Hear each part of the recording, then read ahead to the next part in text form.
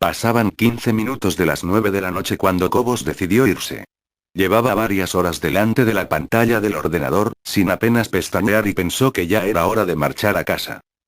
Fuera, en la calle, ya había anochecido hacía un buen rato. El viento soplaba con una fuerza inusitada, como antesala de una tormenta que estaba a punto de llegar. Antes de cerrar la oficina con su llave, tecleó en la pequeña consola la clave para activar la alarma electrónica.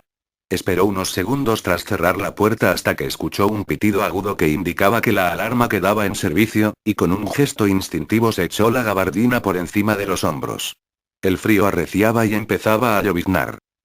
Con paso rápido alcanzó su vehículo, un viejo Renault verde oscuro que pese a los años, se encontraba en bastante buen estado. Abrió la puerta y con rapidez se introdujo en su interior. Introdujo la llave en el contacto y en breves segundos una tenue luz dio vida al cuadro de mandos.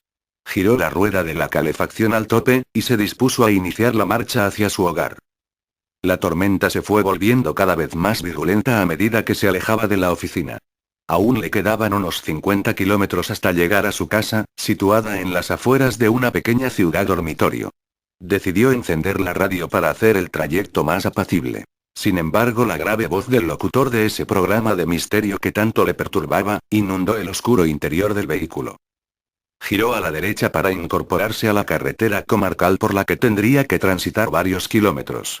No le gustaba nada regresar a casa por este camino, máxime cuando hacía una noche tan desapacible como esta, ya que el firme no se encontraba en buen estado y apenas había iluminación. De hecho, se había producido en ella varios accidentes en los últimos años, alguno de ellos mortal. Esto también había dado lugar a habladurías de la gente, que afirmaba que en una curva se aparecía una mujer joven vestida de blanco y con aspecto desaliñado. Cobos no era una persona que diera mucho crédito a este tipo de historias. Sin embargo, tenía que reconocer que había algo en esa carretera que le provocaba una sensación extraña, de intranquilidad. Ya había dejado atrás las luces de la pequeña ciudad, y la oscuridad lo inundaba todo. Solo el resplandor de los faros delanteros era capaz de romper con la negrura de esa noche sin luna. De pronto, una sensación muy extraña se apoderó de él. Se dio cuenta que no se escuchaba ningún ruido, salvando la radio y el sonido del motor y los neumáticos sobre la gravilla. Decidió parar en el arcén sin saber bien para qué, ni qué se encontraría. Abrió la puerta del coche y salió. Fuera llovía copiosamente, pero apenas se escuchaba algo más que el ruido del motor y el golpeteo de las gotas de lluvia en el techo del coche.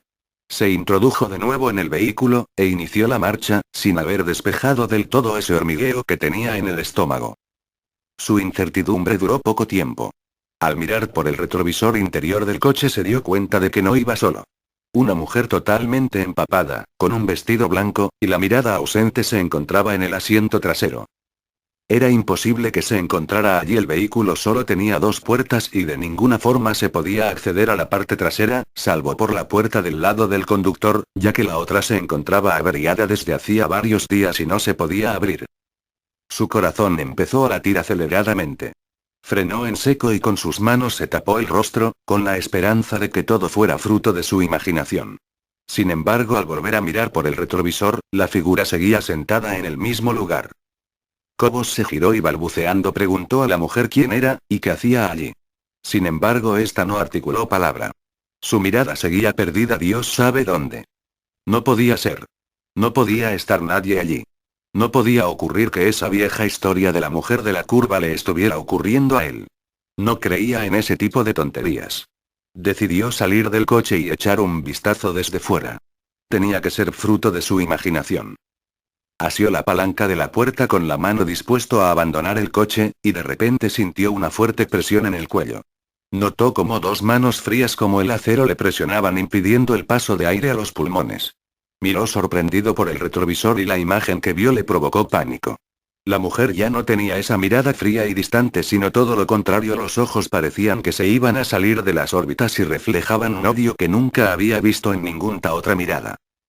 Intentó zafarse de las manos de la mujer pero le resultó imposible. Poco a poco, a medida que el oxígeno apenas llegaba a sus pulmones, fue perdiendo la consciencia, seguro de que iba a morir, pero sin entender aún por qué. Hasta que la mujer aproximó sus labios y dijo con una voz carente de expresión: nos veremos en el infierno, donde estoy desde aquella noche que me atropellaste en la curva que acabamos de pasar. ¿Recuerdas? Fueron las últimas palabras que escuchó. Después reinó la oscuridad más absoluta.